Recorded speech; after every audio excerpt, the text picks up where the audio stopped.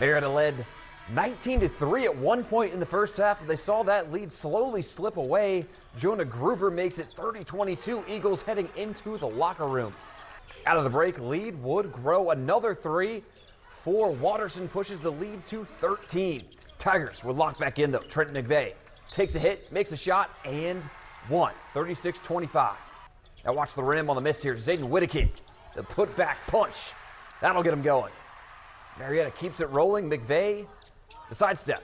Then he buries the 3. Deficit down into single digits.